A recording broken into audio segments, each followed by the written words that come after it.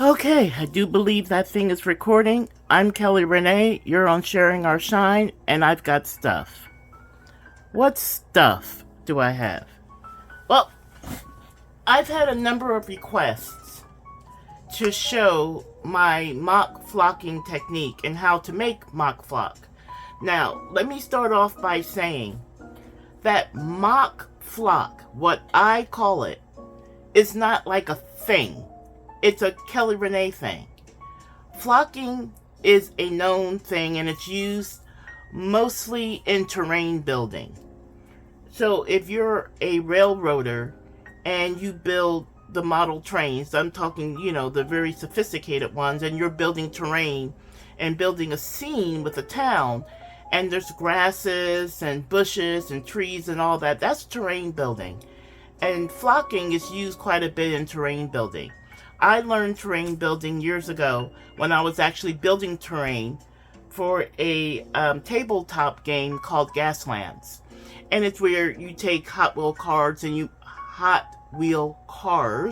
you modify them, and you race them according to game rules. And I was building terrain for that type of tabletop event.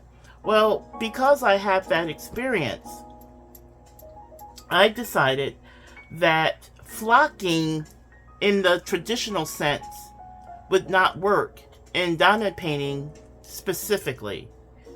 So I changed it up a little bit, and I'm doing what I call a mock flock, and I've used it on a diamond painting. And when I showed the results of the mock flock, I got a number of requests to show it in a more focused way and to show how to make it on camera. So that's what I'm doing today. I've decided to start a new series called Diamond Painting DIY. And why am I even doing that? Well, one, I have a different,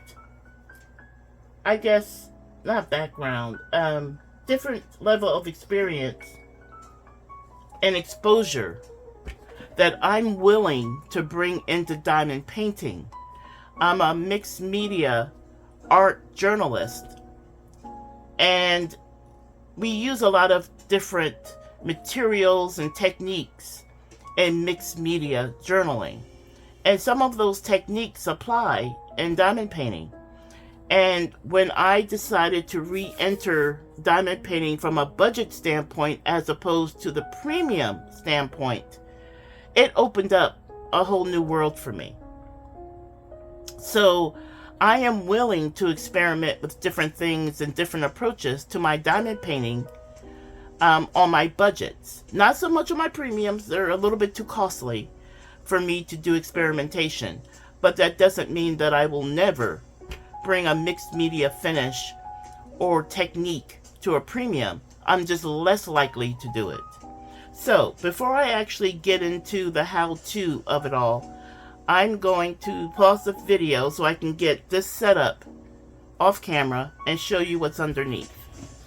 And this is the canvas that started the conversation in the comments and kind of triggered me to do a little bit more of a diamond painting DIY series so I could show some of these things of how to make them, how to apply them, and the other things that I intend to bring to diamond painting. So let me pause the video and we'll get started. Okay, now that I got the setup removed from the table, let me show you what sparked all the conversation. It was this painting. So let me take this out of the way and a few things out of the way so you can see this more fully. I'm going to unplug the light pad as well so I could lift up the diamond painting itself. Hopefully I don't knock 16 things down while I'm trying to show this. Okay, let me start by saying, if you look at this diamond painting, this is the Harley Quinn, She's a Clown. That's what I named the painting, She's a Clown. That I have seen in many budget sites. So it's all over the place. This is easy to get. Okay, this is a round diamond painting that I am doing for a niece. She loves Harley Quinn. She also loves pandas. We'll get to that a little bit later. But anyway, so this is for her birthday back in May, or in May of this year. And I started it early.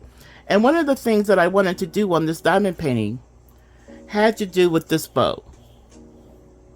I really like the bow. I like the image. I like this image so much that I've actually rebought this canvas in the same size. Because now, having done this much of it, and as you can see, I don't have that much more to do. I do have to do this section over here, and then this whole top section, and then this will be finished. This is one of 3 whips that I have currently going on, and one more that will be revealed soon. So, the mock flock approach that I did on Haley Quinn, She's a Clown, had to do with this bow. And what is it about the bow? Well, I wanted the bow to stand out. So what I did is I refrained from bringing in black drills like this in these areas that were surrounding the bow. I wanted this area to be a lower profile than the actual drills. So this would stand out a little bit more because it was a higher profile. What I did was apply that mock flock technique in these darker areas surrounding the bow on this canvas. And I'm bringing it up as closely as I can without knocking everything down. Okay, so you can see it here. These obviously are the drills, but down here is a mock flock technique. And this area here is also a mock flock technique. These are black drills. You see it in between the separation of the 2 bow halves right here.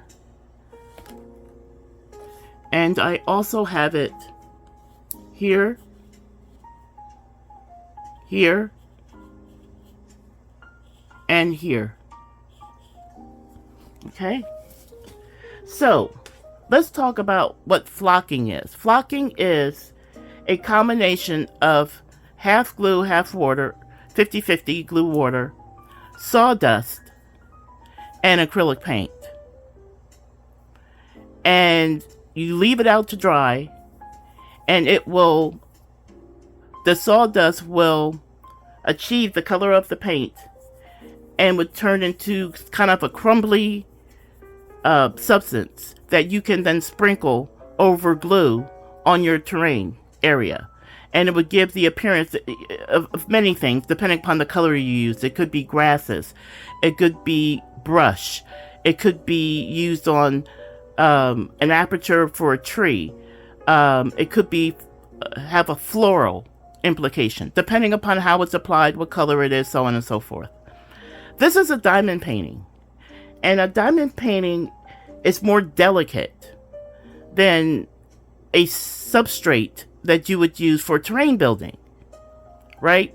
This is much more delicate. So using sawdust, even a finer texture or medium texture generally used in terrain building and flocking, because you want those nubbly bubblies in your terrain, because that gives the more realistic impression that you're trying to obtain. So that would not work. So I kind of changed up the formula to get a more finer result.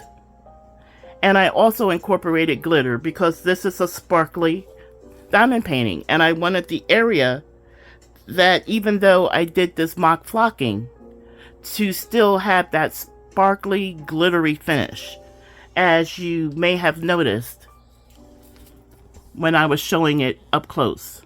I'm trying to get as close as I can here.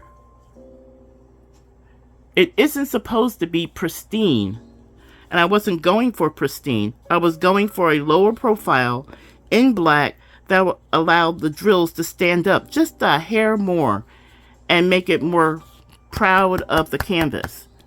so it would be more noticeable. Obviously, this isn't finished yet because I haven't finished, something's on there, because I haven't finished the piece yet. But I will be doing a mica finish on this because there is quite a bit of gapping on this canvas. It is a budget canvas, so there is some gapping. I still have some work to do up in this area. As you see, there's no drills in this area, so I've got some work left to do before I can move on to my next section. But this is the painting up close, and I just really, really liked it.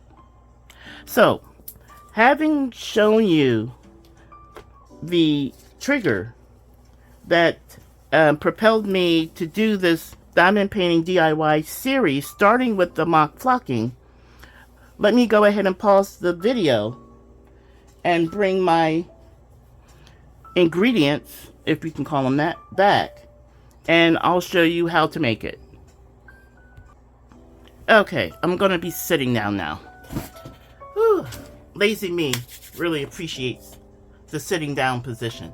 Okay, so I said that I changed up from the traditional flocking of it all, using fine texture, medium texture sawdust. But I didn't eliminate it completely. What I changed it out to was this product. I use wood flour. It is still wood, but it is much more fine than any sawdust grind that you could get. Okay, so the main ingredient in my mock flock, again, this is something unique to me. This isn't something out in the wilds. This is just what I call my version of flocking for diamond paintings. I use a wood flour. I still use a 50-50 combination of school glue and mortar. That's what's in this container. I will have to shake this up quite a bit because it does settle, as you can see, or maybe you can see down at the bottom here. You can see where it's liquid and the glue is down here, so I'll be shaking that up. I also utilize some Dixie cups that I got from the dollar store, just the little ones. The popsicle sticks from the dollar store. A color of acrylic paint that I just, pulled out of my stash. And these two glitter combinations, one more matches the paint and one does not match the paint. That is kind of the after piece of this. After you do the mock flocking, you apply it, you let it dry, so on and so forth. And I'll show you the part 2 of how that gets applied as well. So, I'm going to get one or two other things and I'm going to add it to the table. Be right back. Okay, the two things that I added to the table was my black paint, my favorite black paint, Americana Lamp Black Ebony. This is a paint that I use to paint the edges of my diamond painting black. And I also brought in a tacky glue. This is the tacky glue that I use on canvases when the glue isn't quite up to snuff and I have to improve the stickiness on a canvas. This is the product that I use, and this is a product that also has relevancy in mock flocking. Okay, let's get busy.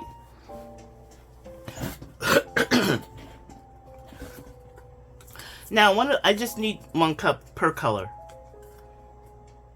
So I'm going to take that one and put it aside. Now, you may say, well, let me go ahead and shake this up as I'm talking to you. Hopefully that's not too noisy. But I've got to get that glue mixed with the water. And, okay, it's starting to do its thing. So you may be asking, what are the proportions? How much glue? How much flour? How much paint? Yeah, I don't have that. I basically look at what I'm trying to achieve, thinking about the areas I'm going to use the mock flocking on and how much product I need. Okay? And I can't, and I think we're about there on the glue mix. I'm trying to remember what the wood flour was. I'm going to say it was somewhere between 12 and 20. Maybe around 15 for this. How much is this? This is 1 quart of wood flour from Amazon. Just look up wood flour and you'll have choices. Acrylic paint. How much paint? Well, I'll start with a little bit and add more if I want it. So, what you want is school glue. Get yourself a container. School glue, half and half with water. That's your start.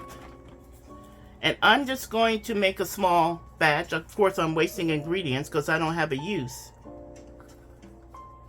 That's probably too much. But let me show you. Just a little bit of the glue water mixture that's in the cup. Then I use one of those mini funnels that I got from Temu. You get like 5 in a package. I didn't need 5. So I use it as a little scooper, right? So I'm just going to pour some of that flour into the glue. Yeah, not that much. Take a popsicle stick and use it as a stirrer. And you want it to get to the point of clumpy. Why do I say that? Why do you want it kind of dry and clumpy? Like, I put too much glue water in there so you can see the consistency. Right? It's a little soupy. I'm not going for soupy because I still have to add paint. And paint is going to thin it out. And I'm doing this to add some texture. So I'm just adding a little bit more of the wood flour. And you can see it's thicker. I'm making sure everything's in camera. And still a little too wet for me. Had I started out with a little less glue, but I do want this well incorporated. The glue water combination helps the paint to adhere to the wood flour. I want this drier than I want it wet. And as you can see, it very quickly gets thicker and it's starting to get a little crumbly. Okay? Had I been a little bit more careful with my proportions, I wouldn't need so much flour. I still want it a little bit drier than that. I want it a little bit drier than what this currently is. Because I'm going to add paint and that's going to further liquefy it. So I'm just taking a little bit of scoop. I'm not measuring. I'm just putting it in here. Okay, you can always use, since you apply mock flocking to your canvas with a medium-sized round paintbrush, I could use the back end of that paintbrush as a stirrer, but I have popsicle sticks, so I'm going to use that. Okay, so now it's quite dry. Look at the clumpy. You see how it's much drier now? Mock flock, again, my term. It's not an official thing that I know of. I'm just using the ingredients, the modified ingredients from what I know about building flocking. And with flocking, regular traditional terrain flocking, you would spread this out and allow it to thoroughly dry before you put it in a container for future use. Right? With mock flock, it gets applied to the canvas when wet. That's the other difference. I use wood flour instead of sawdust, and it's applied wet as opposed to dry. Okay, so now it's quite lumpy bumpy. You should be able to see that.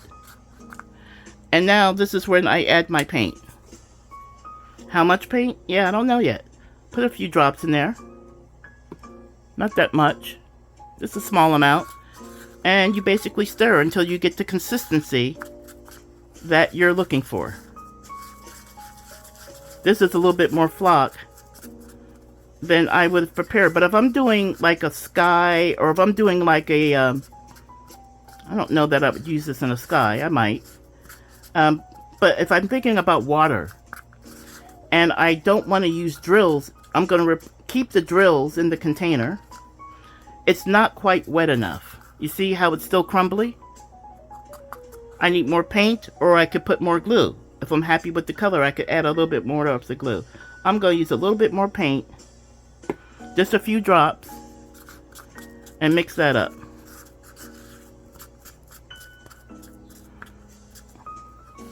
Okay, the school glue and the acrylic paint, both are inexpensive items you can get from a craft store. So I'm just putting in a little bit more glue. I need a little bit more liquid. And I don't know that I want any more paint, but I will get it to the consistency that I want. I can also, if I want to not use the glue or the water, just give it a squirt of water from a sprayer. Okay, starting to liquefy now. Yeah, it's much softer. You see, it's much softer, smoother now. And I just want it a little bit more soft, because I'm going to apply this to the canvas with a paintbrush. So it needs to be spreadable, right? It needs to be spreadable. Here's my water spritzer. I don't think I want any more glue or paint. I just want a little bit of water. I just want to get it to where... So you kind of have to judge. I could spread that. That is, it doesn't have to be soupy. It just needs to be spreadable.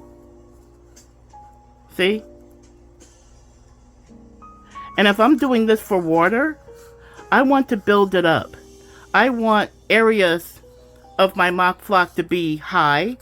I want some of the areas to be low. Right? Because I want to build texture for the area that I'm doing for water. And if I'm doing water, I'm going to have a base color to cover the water area, and then I can change it up with the color of glitter that I use. So this is a pretty good consistency. Oops, sorry about that, I hit the camera. But you see that? You see how that's kind of very spreadable? It's smooth. Then what you would do, using a paintbrush, I'm going to use this popsicle stick. You would have isolated the area where you're going to put the mock flock as opposed to the drills. Now, when you're looking at a canvas, you have to be practical about it. Okay? So you kind of have to isolate the area, and the area needs to be like pre-known to you. So all the other drills that you're going to have surrounding that water, be it land, be it a rock, or whatever is in the drawing itself, they should already be drilled. This is what's left.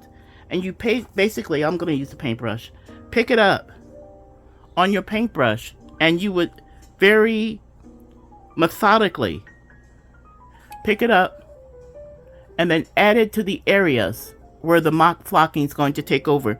Now the glue on the canvas is going to hold this mock flocking, and it will dry. It's full of glue. You would leave it to dry. You would kind of say, okay, so I want to do this area of the water, and I want this area kind of low, and I want to shape it. Maybe I want to shape it into a wave. Well, this is moldable. You can shape it. You can shape it as you apply it. Okay? You kind of decide where it's going and what it represents and what textures you want. And as you put it in there, you just think of it as a soft clay, and you just put it inside the canvas, inside that area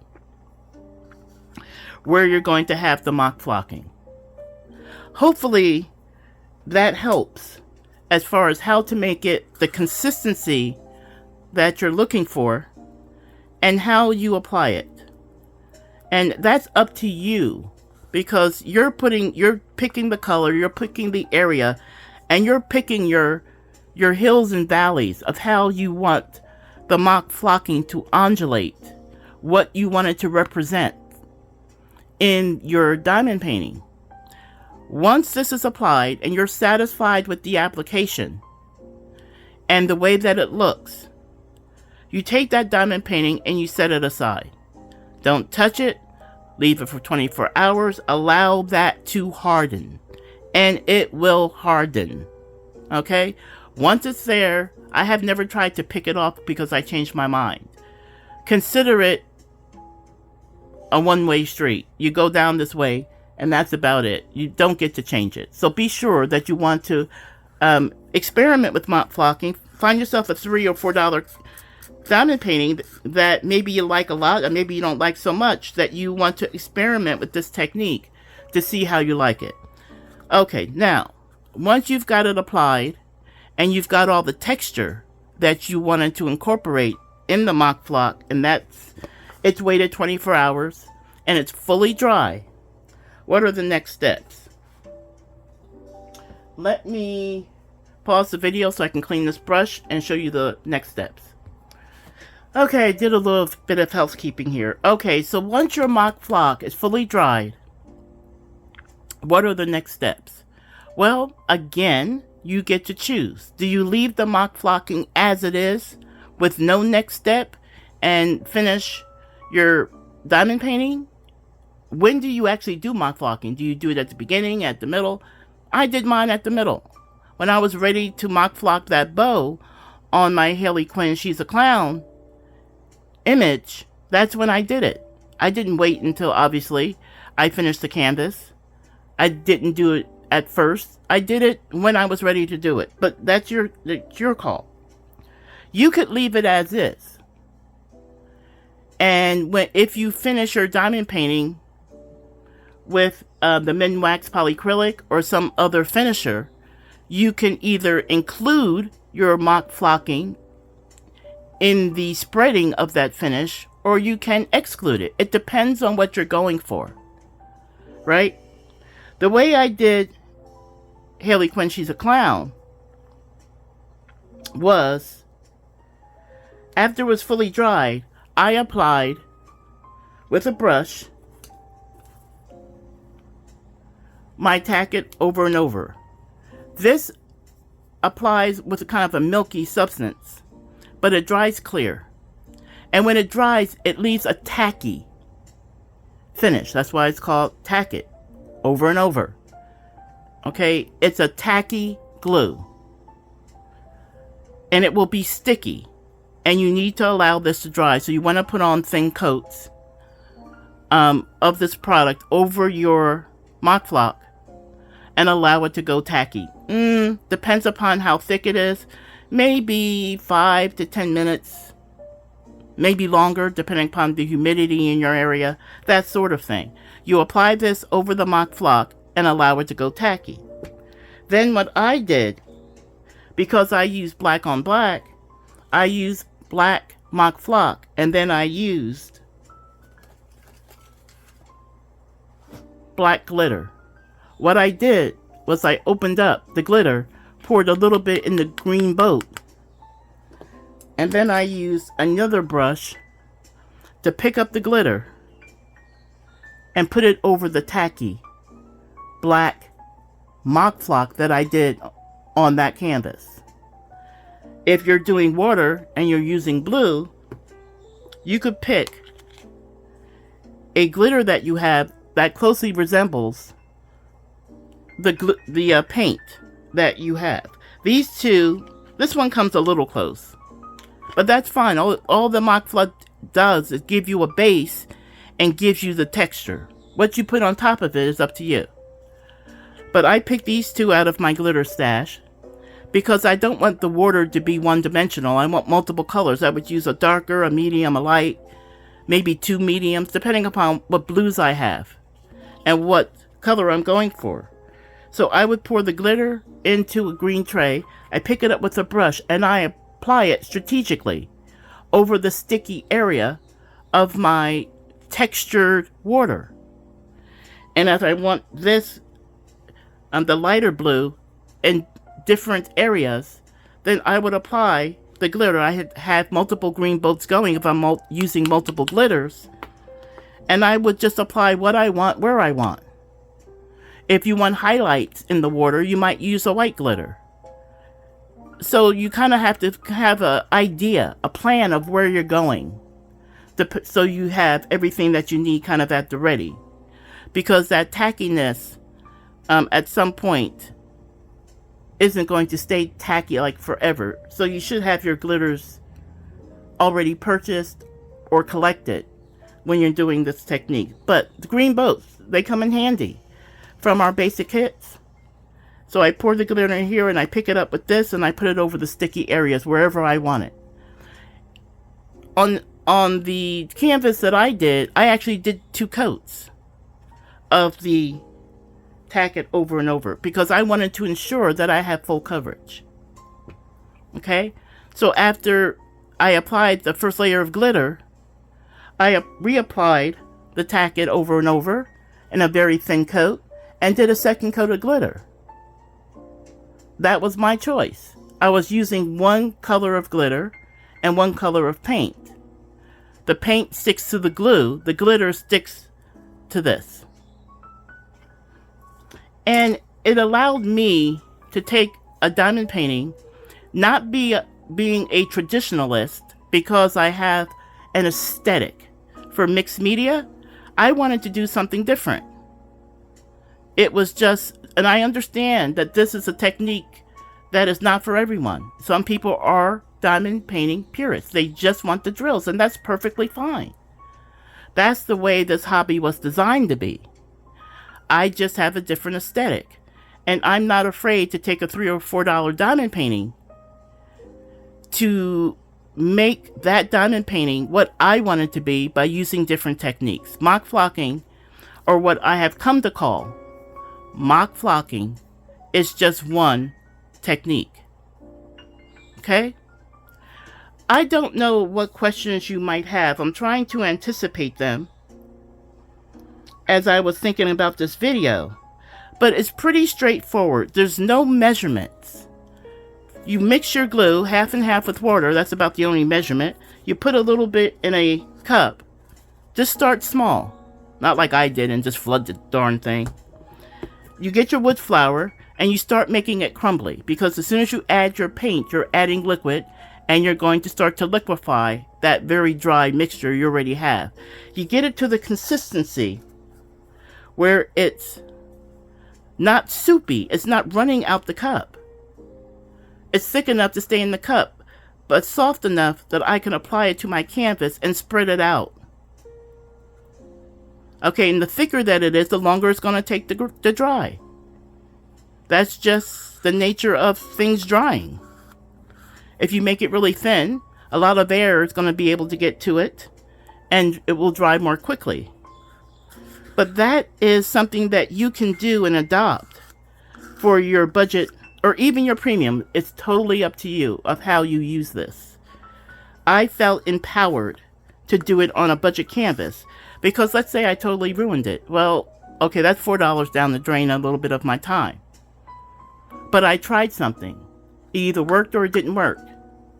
I kind of knew it would work. I just didn't know if I would like it. And I do like it. But that's my aesthetic. It's not everyone's. Okay? But this is what you're looking for. Just something soft, colored the way you want. And of course, you can have multiple mock flocking going on. You could have a blue. You could put it into a bushy area rather than put a bunch of drills and do a lot of confetti. You could say, no, I'm going to do it with this. How thick you make it, whether it's higher than the drills surrounding it or lower or even at some area, that's totally up to you. You're applying the mock flock to the canvas. And you do have some time to work with it, to take some of it off. Oh, that's too thick. Well, take your brush and take some of it off and put it back in your cup. Put it on a paper towel that you have nearby. You know? So that is the technique. Those are the products. That is the consistency that you're looking for. Something that you can apply and shape. Allow it to dry. Leave it as is.